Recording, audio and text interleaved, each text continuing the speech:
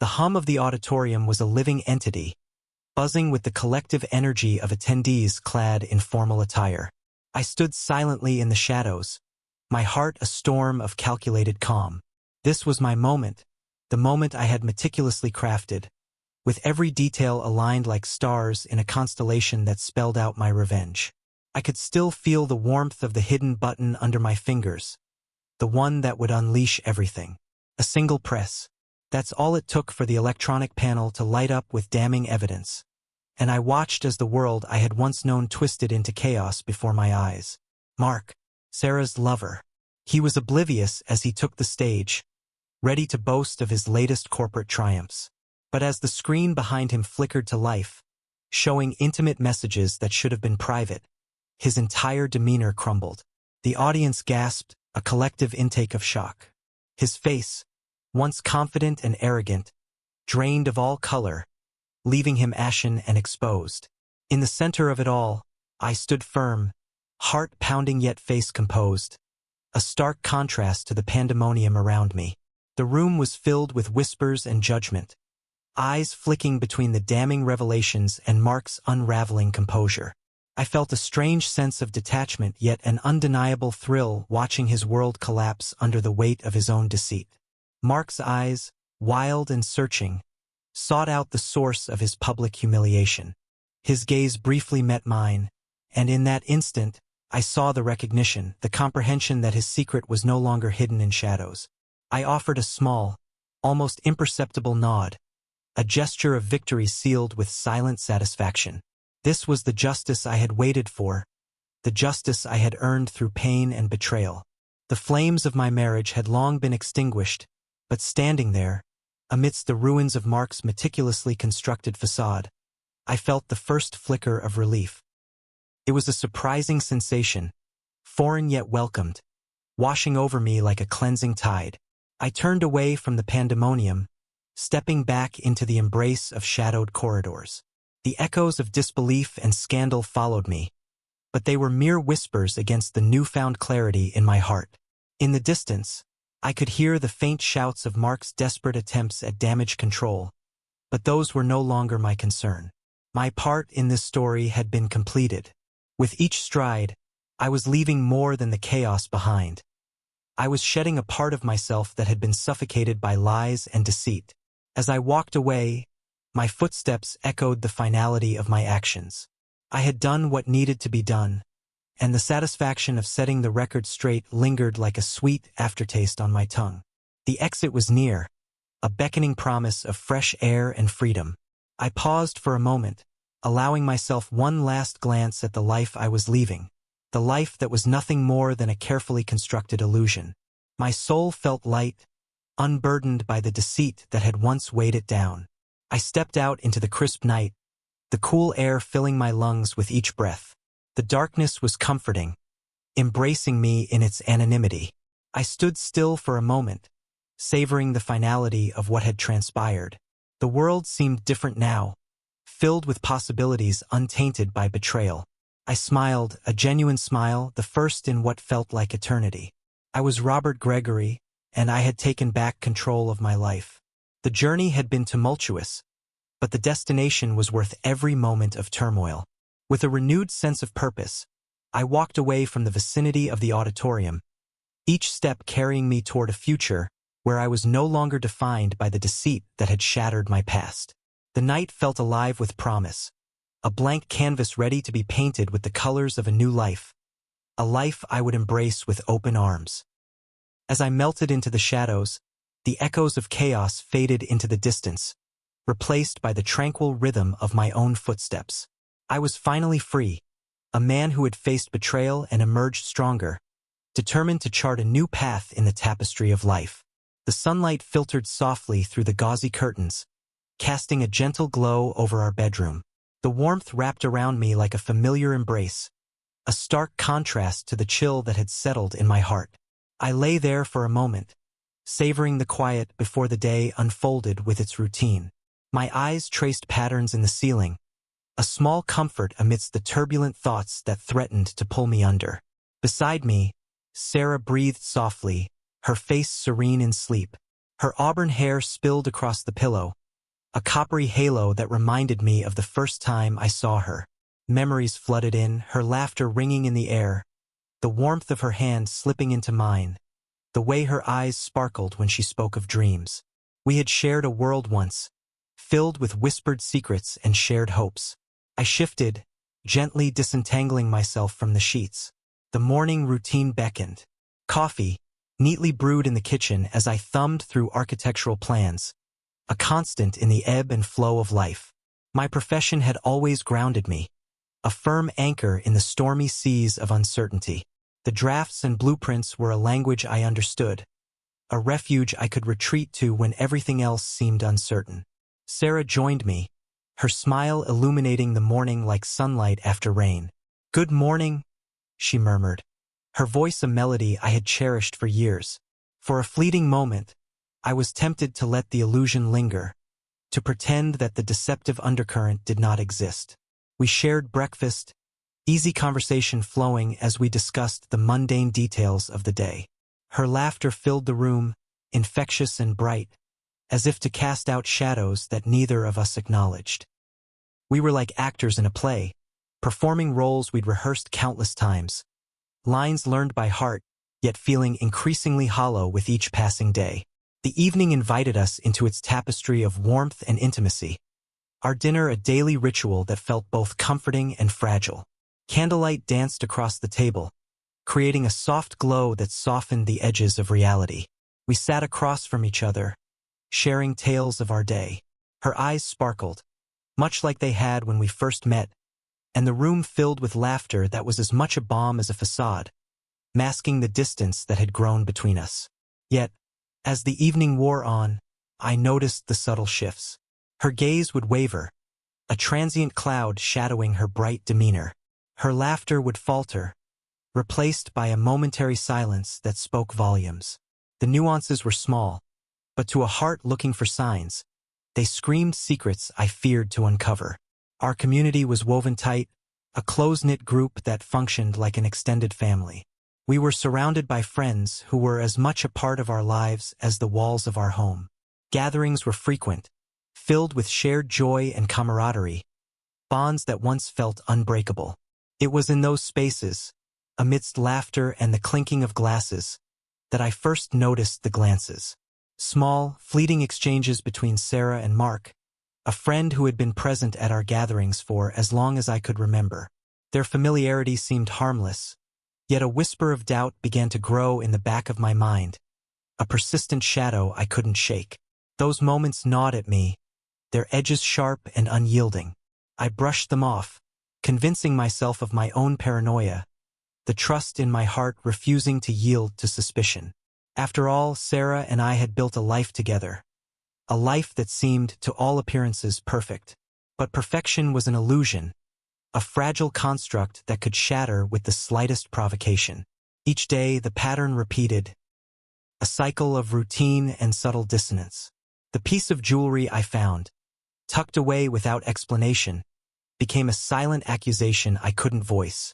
A dinner receipt for two, brushed off as a work lunch, lingered in my mind long after it was crumpled and discarded. And Sarah, once so open, began to guard her phone with a vigilance that was new and unwelcome. It was a small thing, yet it loomed large in the quiet spaces of my heart. A secret she held close, keeping me at bay. Despite the warmth and laughter, a chasm had formed between us, invisible yet undeniable. I was confronted with a ghost of doubt, a question lingering in the spaces between words. It was this doubt that would eventually drive me to seek the truth, to peel back the layers of deception that threatened to suffocate us both. In those moments of unease, I found myself clinging to the threads of our past, the love that had once united us, the dreams we had shared. Yet, with each passing day, those threads felt increasingly tenuous, slipping through my fingers like grains of sand. As the evening drew to a close, Sarah's smile was a beacon in the gathering night, a reminder of the love we had known. I returned her smile, feeling its weight, knowing that beneath its surface lay questions that remained unspoken. And as we retired for the night, I held on to the hope that the dawn would bring clarity, unaware of the storm that lay just beyond the horizon. The day began like any other, yet beneath the surface lay a disquiet, a ripple disturbing the still waters of my life. Though the morning sun smiled down, casting a golden hue over the neighborhood, I felt a shadow trailing me, an unseen presence whispering of truths yet uncovered. As I stepped into the kitchen, the clatter of breakfast prepared by familiar hands masked the undercurrent of tension. Sarah moved gracefully, her every gesture practiced and warm, as she laid out our morning meal. Her eyes met mine, warmth wrapping around us, yet something in her gaze seemed fleeting. We exchanged the customary pleasantries over toast and coffee, our words a fragile veneer over the thoughts that lay unspoken. The routine was a comforting dance, but I noticed how her laughter lingered a moment too late, how her focus faltered when the phone buzzed, drawing her attention like a moth to flame. It was later, while sorting through documents in my office, that I stumbled upon the first thread in a tapestry of doubt. An expensive bracelet, forgotten beneath a stack of papers. Its design was intricate, the sort of piece one wouldn't casually misplace. I pondered its origins, my mind drifting to Sarah and the stories she hadn't yet told me. The bracelet lingered in my thoughts, even as I brushed it off as an oversight, a gift perhaps forgotten in the chaos of life. But the seed of suspicion had been sown, and its roots began to tangle within me. The day wore on, each tick of the clock drawing me toward the inevitable. Work meetings came and went, their details blurring against the backdrop of my internal conflict. The routine, once grounding, now felt like a charade, a series of motions executed to maintain some semblance of normality. Evening arrived, bringing with it a community gathering, a fundraiser organized by our circle of friends. The venue was familiar, a local hall adorned with soft lighting and bursts of laughter echoing off the walls. Sarah was beside me, her presence a comforting constant. As conversations flowed, I found myself absorbed in a discussion about architecture, momentarily distracted by the passion that had driven my career. The conversation was lively, punctuated by laughter and shared stories. Yet my focus waned when I noticed Sarah across the room. She was engaged in animated conversation with Mark, his posture relaxed and inviting. Their familiarity, once benign, now gnawed at me, each shared smile a crack in the foundation of my trust. It was nothing overt, nothing others would notice, yet to me, it felt like a revelation. I watched them closely, every exchange scrutinized through the lens of suspicion. It wasn't jealousy that rooted me to the spot, but a deeper sense of betrayal, a fear that the life I knew was slipping away, piece by piece, in whispers and glances. The evening stretched on, the room alive with the pulse of friendship, yet I felt increasingly isolated. In the midst of familiar faces and warm embraces, I was alone, adrift on an ocean of doubt. Each laugh, each shared anecdote, felt hollow, a mask for the reality lurking just beneath the surface. As we made our way home, Sarah's voice was a melody weaving through the night air, recounting tales of the evening, effortlessly light. But my responses were clipped, my mind elsewhere, revisiting the moments when her eyes lingered too long on another's. The shadows of doubt clung to me like a second skin, the drive home silent except for the hum of the engine. Sarah seemed unaware, or perhaps chose not to notice, as she rested her hand on mine, a gesture that once brought comfort but now felt like an echo of what we used to be. Later, as I undressed for bed, a crumpled receipt fell from my pocket. I smoothed it out, recognizing the name of a restaurant we had never visited together. The date matched neither anniversary nor birthday, its significance a mystery Sarah had yet to explain. The questions began to coalesce into a singular truth I could no longer ignore. The pieces, once disparate, began to fit together in a pattern I feared to acknowledge. The bracelet, the glances, the unexplained receipt, all pointed to a fracture in the trust we once held sacred. As I lay in the quiet of our bedroom, shadows playing against the walls, my mind churned with possibilities. The doubt, once a whisper, now roared in the silence, demanding action, a confrontation with the truth. Sleep eluded me, troubled by dreams of betrayal and the haunting echoes of a life I no longer recognized. But through the turmoil, a resolve began to form, a need to uncover the reality hidden beneath Sarah's smiles and the life we had painstakingly built. The dawn would bring its own clarity, but for now, I lay awake, my world cracking at the seams, knowing that soon, I would need to face the truth and decide what lay beyond the revelations lurking in the shadows of our life. The evening was hushed, its silence wrapping around me like a tautly drawn curtain.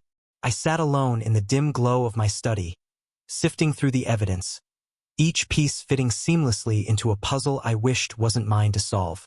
The bracelet was there, glinting in the lamplight, a stark reminder of the secrets Sarah and I had come to harbor. Yet it was the messages on my screen that truly held my gaze, each word unraveling the carefully constructed facade of my life.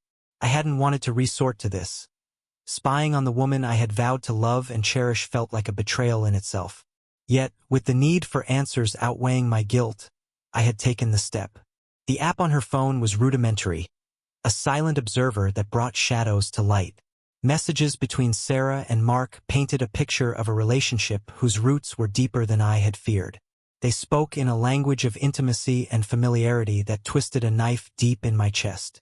Each notification, a whisper of deceit, left a bitter taste in my mouth, a stark reminder of the trust that had been shattered. My hands trembled slightly as I scrolled through their exchanges, suppressing the rage that threatened to consume me. It was not just anger I felt. There was an undeniable pain, a grief for the life I thought I knew, now replaced by this devastating revelation.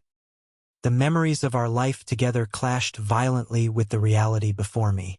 The laughter shared over evening meals, the warmth of her hand in mine, now felt like illusions, reflections of a truth that had never existed. I was navigating a reality I had never signed up for, each word a painful reminder of the betrayal that had crept into our home. Compelled by a storm of emotions, I decided it was time to confront Mark. It was a meeting that took place not in the raw chaos of discovery, but in the cold precision of calculation, my architect's mind crafting a dialogue as meticulously as any blueprint. I found him at his office, a sleek building projecting an air of importance, much like the man who inhabited it. As I entered the space that seemed to buzz with corporate efficiency, I was met by Mark's assistant, who offered a polite nod, oblivious to the tempest within me. Mark's office was a study in opulence, its decor understated yet undeniably luxurious. He rose to greet me, his face a picture of confidence. But as our eyes locked, I watched that confidence flicker, perhaps a premonition of the storm I had brought with me. "Robert," he began, extending a hand, his smile practiced and disconcerting in its familiarity. I ignored the gesture, my eyes narrowing as I spoke, my voice a low, controlled current. "We need to talk," I began, letting the weight of my words settle between us. His smile faltered, his expression shifting to one of guarded curiosity. "About what?" "About Sarah," I replied, my voice calm yet carrying the intensity of 1,000 unsaid accusations. The name hung in the air, a sharp blade poised to cut through the facade of his composure. For a moment, silence reigned, a charged pause echoing with unspoken truths. He recovered quickly, his demeanor shifting to a polite professionalism. "Sarah, is there something wrong?" "Spare me the act, Mark," I said, the bitterness seeping into my words. "I know about you and her." His mask slipped, a subtle tightening around the eyes, the barest twitch of his lips. It was enough. I felt a grim satisfaction watching his world teeter on the brink of unraveling. "You might want to be careful about what you think you know," he replied, his voice a shade too steady, too composed. I leaned forward, my gaze unwavering. "The truth has a way of coming out, Mark. And it's not just about Sarah. Your little empire, the reputation you've built. It's all on thin ice." There it was, the veiled threat, an acknowledgement of the dossier I had assembled, that lay in wait should his malfeasance risk further spread. He moved to retort, but I raised a hand, cutting him off. "I'm not here to negotiate.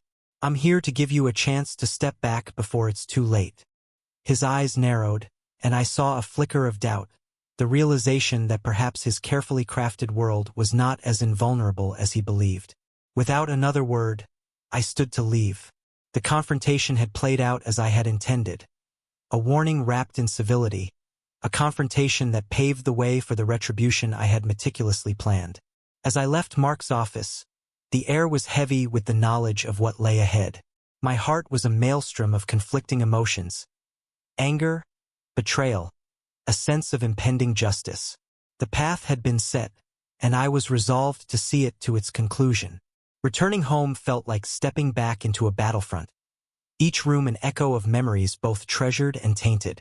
Sarah's presence, once a solace, now only reminded me of the shadow she had become. As night fell, I cradled the knowledge of my actions, a truth that weighed heavily yet propelled me forward. The unraveling had begun, and with it, the inevitable confrontation that would redefine us both. Lying awake in the darkness, I knew there was no turning back. The tides of fate were in motion, and as they swept us toward the inevitable, I found a strange comfort in the clarity they offered. There would be consequences, yes, but there would also be a reckoning, a chance to reclaim what had been lost. And as sleep eluded me once more, I was left with the haunting echo of a vow, a promise to myself to see the truth revealed, no matter the cost. The house was silent, an eerie stillness settling over the rooms filled with memories, now tainted by betrayal. I stood in the living room, the evidence of the affair spread before me like pieces of a shattered life. Each printout, each photograph was a testament to the deception I had uncovered. The walls seemed to close in, a tangible reminder of the world that was crumbling around me. Tonight was the night I would lay it all bare. I had rehearsed the confrontation in my mind countless times, each scenario a blend of pain and vindication. Yet, as I waited for Sarah, the storm of emotions threatened to drown me. Anger, heartbreak, a longing for the life we once shared. But beneath it all was a cold resolve, a need to face the truth head-on, no matter the cost. The door creaked open, and footsteps echoed softly down the hallway. Sarah paused at the threshold, her silhouette framed by the dim glow of the hallway light. For a moment, I was struck by the familiarity of her presence, the way her hair fell softly against her cheek, the curve of her smile now seemingly a distant memory. "Robert," she called softly, her voice a melody I had cherished for years. But tonight, it held a note of uncertainty, a hesitance that mirrored the tension hanging between us. I turned to face her, my heart a cacophony of conflicting emotions. "We need to talk," I began, my voice steady yet filled with the gravity of the confrontation to come. Her eyes widened slightly, an instinctive flicker of wariness. "Of course," she replied, trying to keep her tone light. "Is everything okay?" I gestured to the evidence laid out on the table. "I know, Sarah. About you and Mark." Her breath caught, the shift in her expression unmistakable, a blend of shock, fear, and realization. She took a step forward, her gaze darting to the table, where the images and messages lay waiting like a judgment. "Robert, I can," she started, her voice faltering as she searched for words. "Save it," I interrupted, a bitterness creeping into my voice despite the mask of calm I wore. "I've seen enough to know the truth." The room seemed to shrink, the air dense with unspoken words and fractured trust. Sarah's hands trembled as she reached for a photograph, her fingers brushing against the damning proof of her betrayal. I never wanted to hurt you," she murmured, tears welling in her eyes. I got lost, Robert. I didn't know how to find my way back." Her confession was a dagger, piercing through the armor I had built around my heart. But there was no room for pity, not now. I had come too far, endured too much to let my resolve waver. "Why, Sarah?" I demanded, my voice a low tremor of emotion. "What pushed you to this? What wasn't enough?" For a moment, she was silent, her gaze fixed on the floor, as if searching for answers in the shadows. "It wasn't about you," she whispered, her voice breaking. "It was about me, about feeling trapped, about needing something more." I closed my eyes briefly, the weight of her words crashing over me. The love we had shared, the dreams we had woven together, seemed like fading echoes in a room now filled with silence. The truth was out, laid bare in the dim light of our living room, a testament to the life we had lost. I watched as Sarah crumbled, her defenses falling away like leaves in the wind. She reached for my hand, her touch tentative, pleading for understanding. But I couldn't give it, not now, perhaps not ever. "I need time," I said, pulling away, my heart clenching with the finality of my words. "Time to figure out what comes next, time to heal."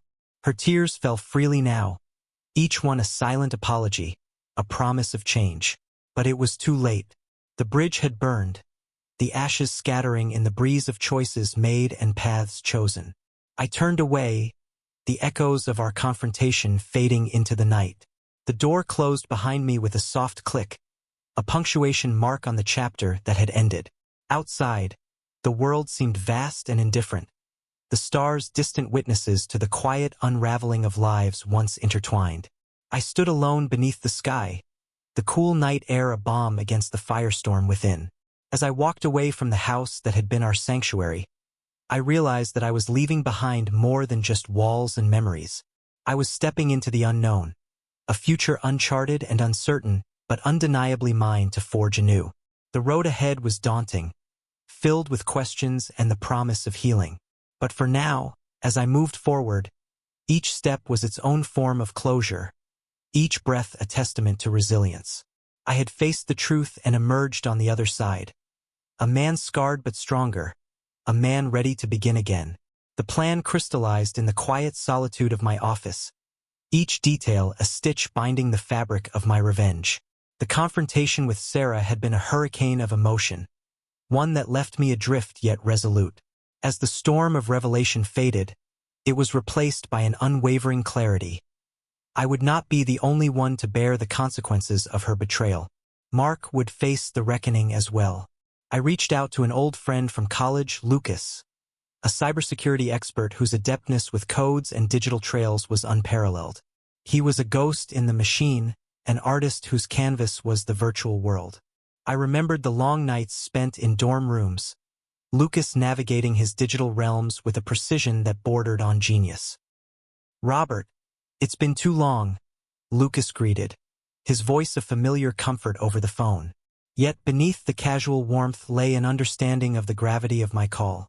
Lucas had always known how to read between the lines. "Lucas, I need a favor," I began, my tone conveying the seriousness of what I was about to ask. There was a pause, followed by the faint sound of typing. "Tell me everything," and I did. I laid bare the turmoil of the past weeks, the heartbreak, the anger, the need for justice that burned within me. Lucas listened intently, his silence filled with acceptance and the promise of aid. "Are you sure about this, Robert?" he asked finally, his voice tinged with concern. "Once we start, there's no going back. This could get messy."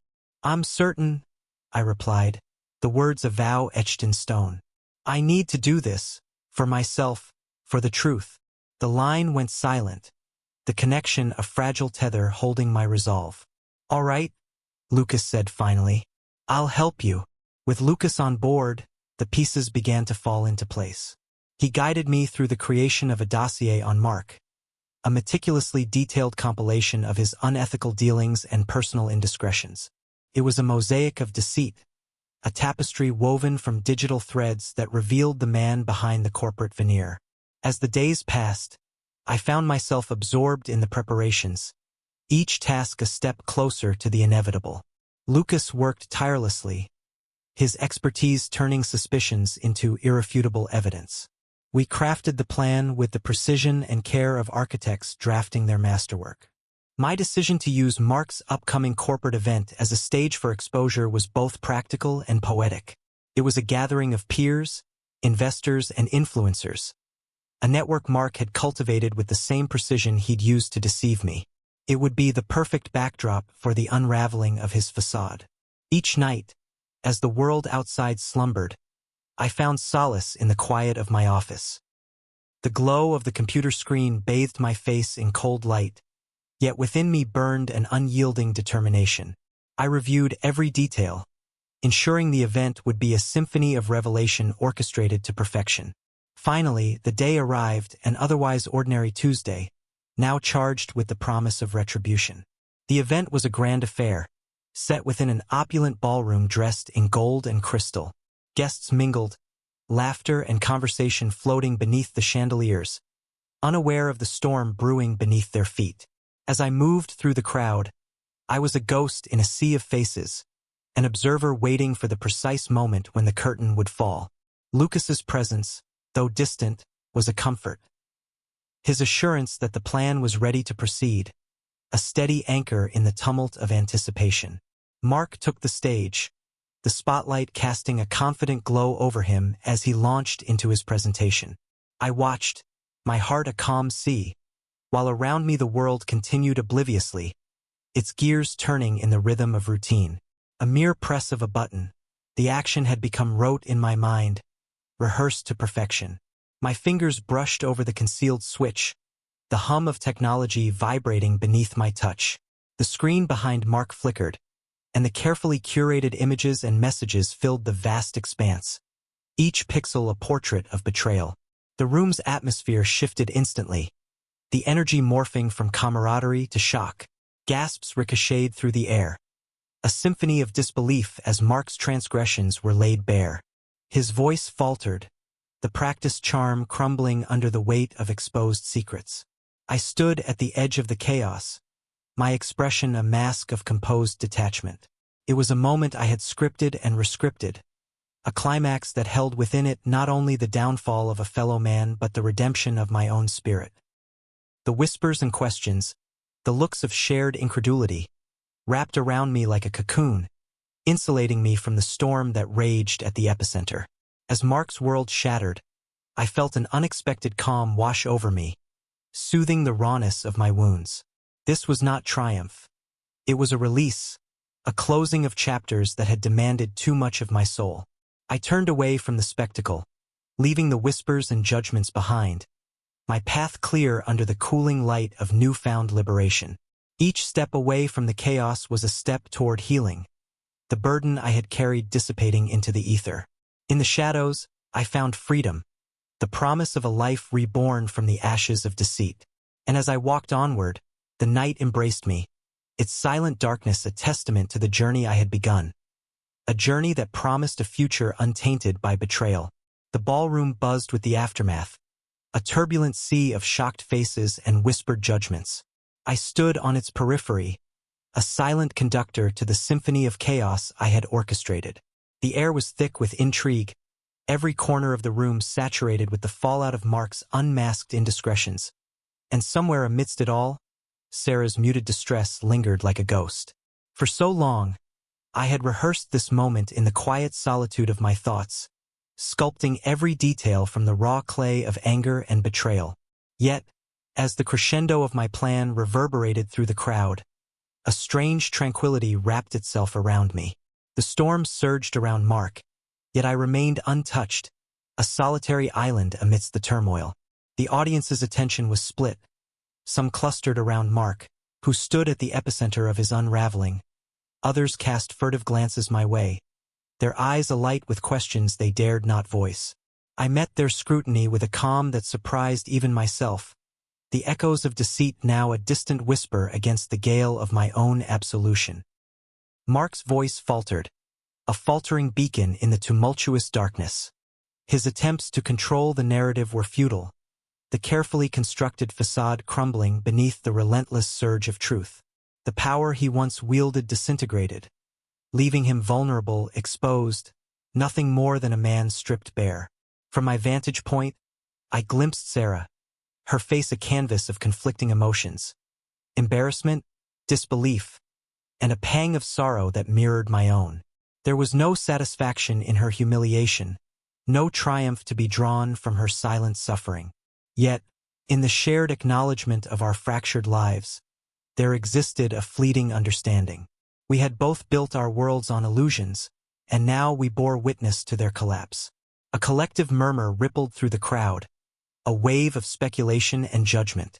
It was the sound of societal wheels turning, the machinery of reputation and consequence grinding into motion. The dissonance was both a closing chapter and an opening door, a transition from the realm of shadows into the unyielding light of resolution. As the chaos continued to unfold, I turned away from the spectacle, the need for distance compelling me to leave behind the cacophony of revelations. Each step carried me toward the sanctuary of solitude, the corridors echoing with memories that no longer held sway over my heart. The veil of deceit had lifted, and with it, the fog of uncertainty dissipated, leaving in its wake a clarity that both comforted and challenged. Outside, the night air embraced me, a soothing balm against the turmoil I had left behind. The city stretched before me, its lights a constellation of possibilities, each one a reminder of the paths yet to be traversed, the life I was free to rebuild. This was a moment of reckoning, of casting off the chains that had bound me to a past heavy with deception. The enormity of my actions weighed on me like a shadow, yet the burden felt lessened by the knowledge that I had reclaimed the narrative of my own life. The revelations had been brutal, the path to this moment fraught with heartache, but they had also forged a resilience within me, a strength tempered by the flames of betrayal. I paused, allowing the cool night air to fill my lungs, grounding me in the reality of my newfound freedom. The chaos of the ballroom was a distant echo, its reverberations fading into the promise of tomorrow. In the silence, I considered the road ahead, a path uncharted, a future undetermined but undeniably mine. The scars of my journey would remain, a testament to the battles fought, but they would not define me. I was more than the pain I had endured, more than the betrayal that had marred my past. As I turned my back on the ballroom and the life we had once shared, the horizon stretched before me, vast and unblemished. Each step away from the chaos was a step toward healing, a commitment to embrace the possibilities that lay beyond the shadows. The darkness enveloped me, not as a cloak of mystery but as an ally, a reminder of the strength found in facing one's fears and emerging on the other side, changed but unbroken. The path was mine to forge, and as I walked into the night, a silent vow echoed in my heart, a promise to live not in the shadows of what was, but in the light of what could be. The world had tilted on its axis, leaving behind the chaos of revelation and the dust of shattered illusions. In the aftermath, I found myself standing at the edge of a new beginning, a life unburdened by the deceit that had once defined it. And yet, the path forward felt daunting, an expanse of unknown terrain waiting to be explored, challenged, and ultimately claimed. The weight of betrayal still lingered, a shadow that whispered of past hurt, its echoes reverberating through my thoughts. But with it came a resilient resolve, a newfound strength hardened in the crucible of betrayal and vengeance. It was a power born from the ashes, urging me to not only survive but thrive in the world that lay beyond the wreckage of my old life. In the days following the confrontation, I was met with an outpouring of unexpected support. Friends, their loyalties once entwined with my marriage, reached out, offering words of wisdom, shoulders of comfort, and shared understanding. Each interaction was a reminder that I was not alone in my journey. It was a network of camaraderie and empathy, a web of human connection that helped anchor me in this new reality. For the first time in months, I allowed myself to lean on those around me, to accept their support without reservation. It was a balm to the soul, a salve for the wounds left by deceit. With each conversation, I rebuilt the fragments of trust, slowly weaving them into a sturdy foundation upon which I could stand. The bonds of friendship, once tested, emerged stronger, a testament to the resilience of the human spirit. Amidst the upheaval, I found solace in the quiet moments of reflection, the late-night hours spent beneath a sky dusted with stars. The darkness was no longer an adversary, but an ally, a canvas on which to paint the possibilities of a life unencumbered by past shadows. As the moon traced its arc through the heavens, I allowed myself to dream, to imagine a future not defined by betrayal, but by choice, by growth, and by love.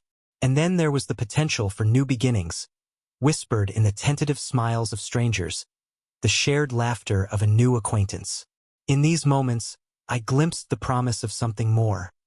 A chapter that had yet to be written but whose pages beckoned nonetheless. It was a chance to rebuild not only my heart but my faith in love, to believe once more in the power of connection and the beauty of vulnerability. As the days turned into weeks, I slowly began to reclaim the parts of myself that had been lost in the tempest of betrayal. My work as an architect, a passion once sidelined, became a source of renewal, a way to channel the chaos into order, the pain into creation. Each draft, each blueprint was a promise of a future crafted not from the remnants of the past, but from the raw material of possibility. In the quiet solitude of my office, I found a rhythm, a cadence to my days that mirrored the heartbeat of my renewed purpose. It was a symphony of resilience, a song of healing that played softly beneath the routine of life. And with each note, I felt the scars begin to fade, their jagged edges smoothed by the passage of time and the balm of hope. Yet, amidst the rebuilding, there remained a lingering question, a whisper of doubt that clung to the edges of my consciousness. What if? What if things had been different? What if love had not been betrayed? But I knew that answers to these questions lay not in the past but in the choices I made moving forward. As I stood on the precipice of change, I understood that life, with all its unpredictability, was not defined solely by the challenges we faced but by how we chose to rise above them.